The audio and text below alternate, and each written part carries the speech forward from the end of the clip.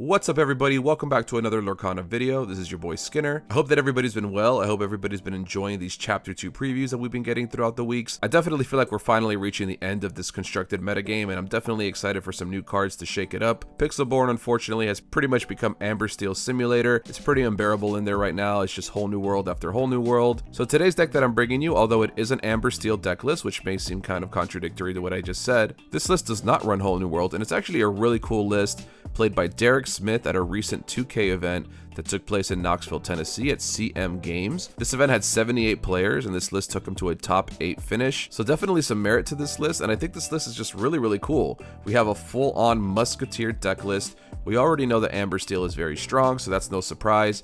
But when you go ahead and mix in this Musketeer package, you get a lot of defenders that can be healed by Rapunzel and things like that. So really awesome list, and I'm excited to jump into it. Alrighty, so starting us off in the 1-drops, we have 4 copies of Lilo and 2 copies of Captain Hook. We already know how great Lilo is behind a Simba, but now we have Donalds and Hercules and all sorts of other bodyguards to put her behind. And then we have 2 copies of Captain Hook, Forceful Duelist. Captain Hook's really great if you're going second, because you can play him and then go ahead and trade him into your opponent's bigger characters. I'm a little surprised that there's only 6 1-drops total in this list. I feel like for an aggressive strategy, 6 1-drops can be a little shy, and sometimes you may miss your 1-drops, but clearly he had success with this, so we're gonna go with that. Alright, for our 2-drops, we have 4 copies of LeFou, 4 copies of Simba, and 4 copies of Aladdin. So LeFou and Aladdin, both similar stat lines. One is a 2-1, one is a 1-2, but they serve the same purpose. They're there to quest for 2, just like Lilo does. So we're trying to get as many questers as we can on the board early. And then we've got 4 copies of Simba, who you can go ahead and throw in front of one of these guys and go ahead and start questing up as fast as you can. For 3-drops, we have 4 copies of Hercules and 4 copies of Tinkerbell. Hercules, he had another bodyguard. He has a 3-3 stat line, which is really nice. He can attack into aerials and other Simbas, so 3-3 is a very solid stat line to have.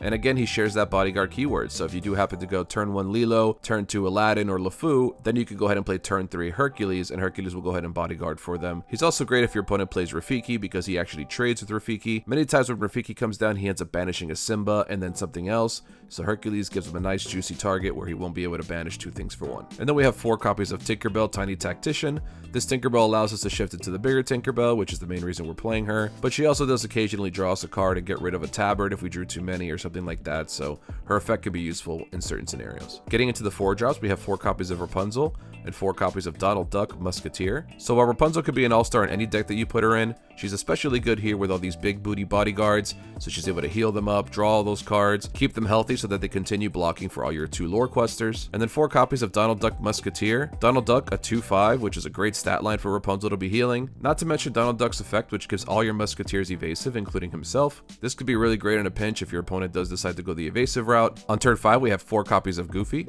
and 4 copies of Maximus. Goofy, our second Musketeer, when we play him, he does heal our other Musketeers for 2, so that is really nice. He's also a 3-6 stat line, so real big booty, and that 3 attack is really great. If you're able to play Donald and give this Goofy evasive, Goofy can be great at attacking into Pongos and Tinkerbells, as well as a great candidate to be singing Grab Your Sword, so Goofy, really solid card in this list. And then we have 4 copies of Maximus, which serves the same purpose as Goofy. All these bodyguards are here to be in the way of our questers. And then dropping us off in the 6-drops is Mickey Mouse Musketeer. So Mickey Mouse, leader of the Musketeers, he's got a whopping 7 defense, which is definitely going to be a problem for your opponent. Not to mention he gives your other Musketeers +1/+1, which turns Goofy into a whopping 4-7 and Donald into a 3-6, so very hard to get rid of them once Mickey is on board. Mickey's also the only Musketeer out of the bunch that can quest for 2, so that's very useful. And if you're ever able to get all 3 of the Musketeers out at the same time, your opponent's not in for a good day. And then last up, we have Tinkerbell, Giant Fairy. I'm sure we all know at this point how strong this card is. It's able to deal 1 to everything when it comes into play, which is very powerful, as well as spread damage around once it starts to attack things. We're able to shift it on turn 4 on top of our baby Tinkerbell, so it's even more powerful. Just an auto include in pretty much every single steel deck in my opinion. Getting into the actions we play in this deck, we're playing 4 copies of Smash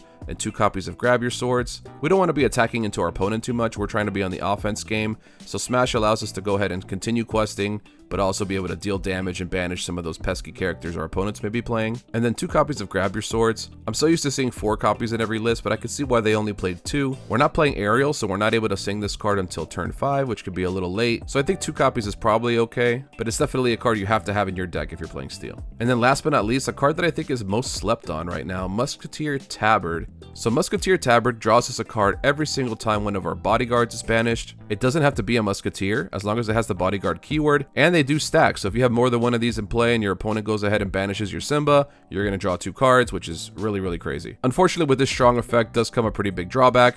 The card does cost 4, and it is uninkable, which could be very clunky. It's also hard sometimes to find an opportunity to play this card when you're trying to curve out with your characters every turn. Currently, the best time I found to use it is maybe on a turn 6 before your opponent's going to be prepared. Instead of developing the board further and losing an extra character, you could play Musketeer Tabard, and then if your opponent does wipe the board, it's probably a draw 2 or draw 3 for you, which could be really, really nice. Alrighty, so with that out of the way, let's take this deck for a spin for a couple of games in Pixelborn and see how it does. Alright, so we're going first this game, which we love to see. Being that we are an aggressive strategy, we definitely want to be going first. Hand is pretty solid here, honestly. Let's take a look here. We've got Lilo. We wish we had a Simba here. We don't have anything to defend us on turn 2, but we do have double Aladdin. I'm trying to think if I need both of these Aladdins or not. I don't think so, but we're not going to be playing Hook if we're going first. And Tinkerbell's a little late, so we'll get rid of her as well. We do get Mickey back, so that's fine.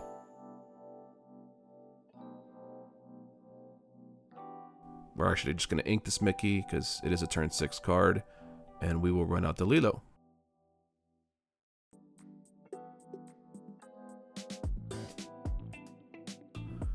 Our opponent inks Simba, so they are probably playing Amber Steel, so that's a little troublesome. Let's go ahead and ink this Maximus and run out the Aladdin and pass the turn. We don't want Stitch to get a free attack on our Lilo, so...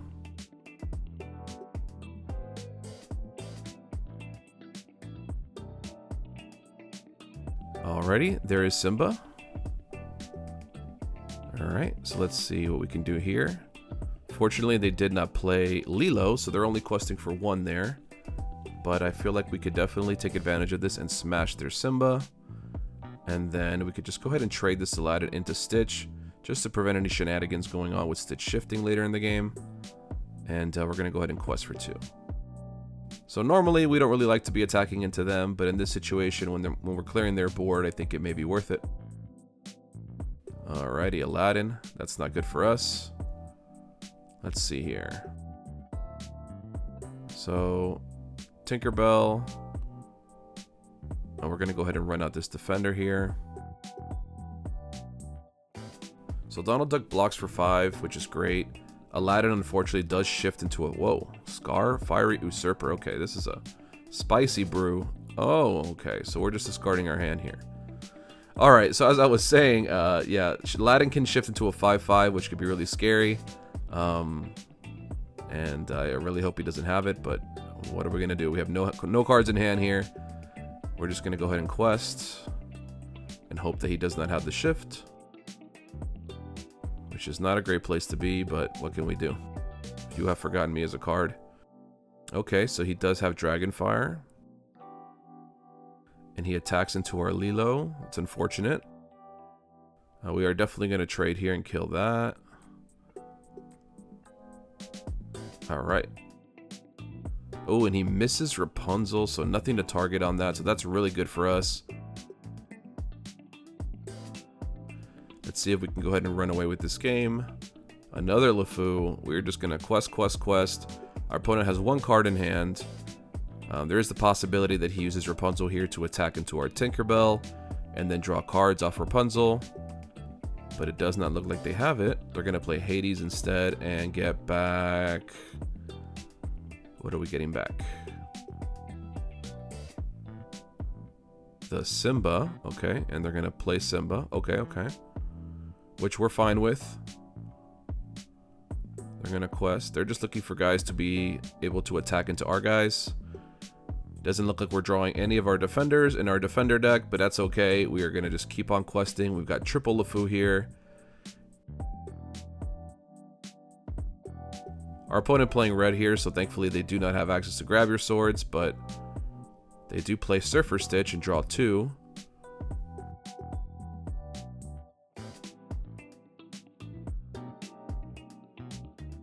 That does open up Be Prepared, which could be a little scary, but it doesn't look like he even needs it.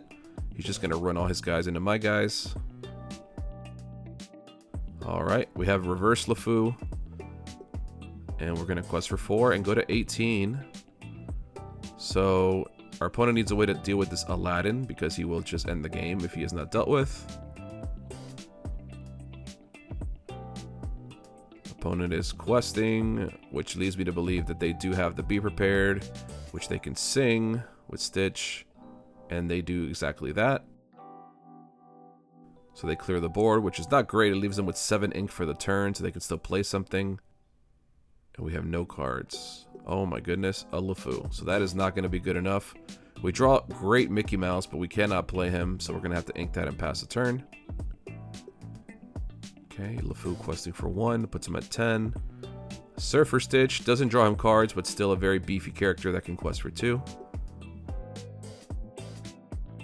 Goofy does not quest for 2, unfortunately.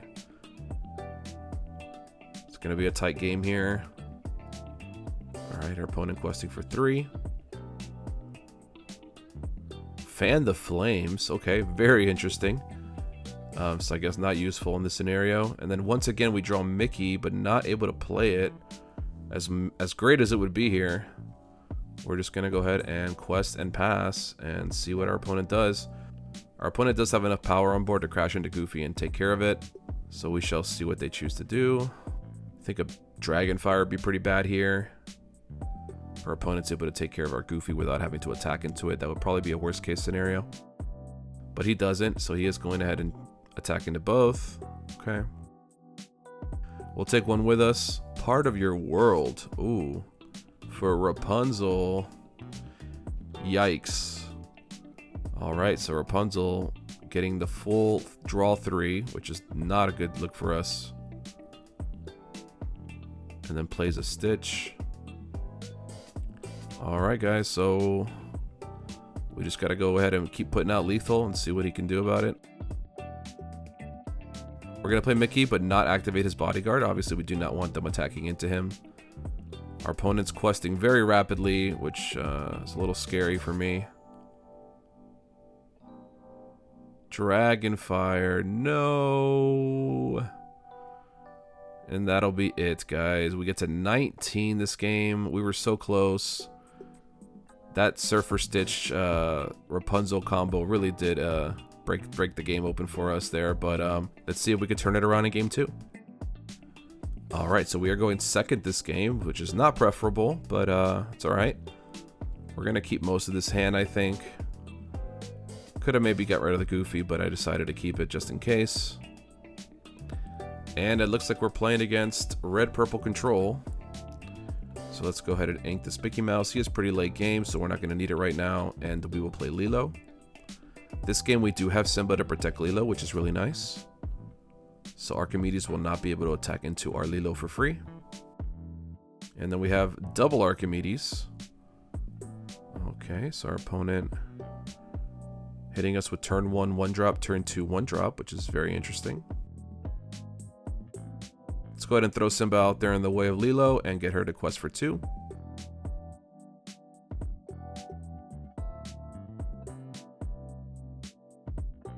Alrighty, our opponent's questing. Who's the aggro deck here? We don't know. Alright, friends on the other side. His hand must be pretty juicy if he's inking that card. We're playing Maleficent. Okay, drawing a card. Alright, so I think Goofy is just going to be a little too slow. I'm debating here. What do I want to ink? But I think it is Goofy. And then we're just going to run out more 2 questing threats. Our opponent is ways away from a Be Prepared at the moment. If our opponent does decide they want to trade in 2 of their guys into my Simba, I'd be okay with that. And then they would get to take the Lilo as a reward. But we shall see. Gaston and Magic Mirror. Okay. So very threat-heavy draw from our opponent here. And they're just going to quest. Are they trying to race us? This is the weirdest play I've ever seen. Okay, so they decided they're just going to race us here. I don't know why they'd do that. We're going to go ahead and attack into Maleficent here. And get a nice little Rapunzel action going. Rapunzel can be very hard to use against red purple. Many times you just will not find value in it. Okay, our Aladdin is just floating in space. Can't get rid of it. Hello. Alright, well we have a giant Aladdin covering our opponent's board. I believe it's supposed to be in my hand, but it won't go away. Oh, alright. Oh, there we go. Nice. Okay. So as I was saying, it's a little hard sometimes to find value in Rapunzel against your opponent unless they're playing Rafiki or, you know, singing with Maleficent. Alright, and they're just going to do a full cleanup on our side.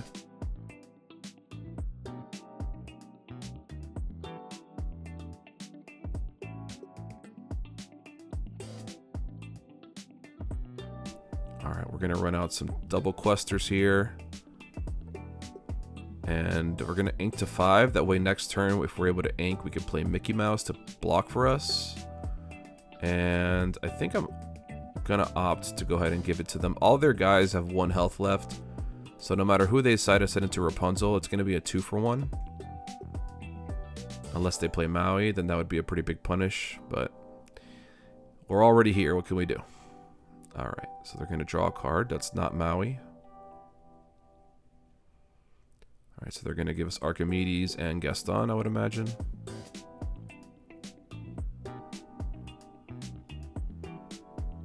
Rafiki, interesting. Okay, so they decide to keep Gaston. We draw an Inkable. Unfortunately, we do have to get rid of the Mickey, but we get to play another Mickey.